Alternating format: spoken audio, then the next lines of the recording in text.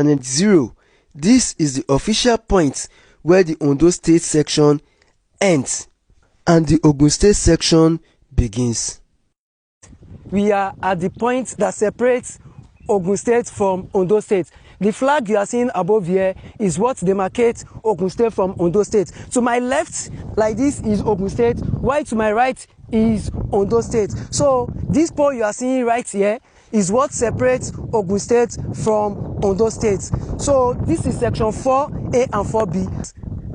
Ogun State is ending at this section, while Ondo State is starting from here onward.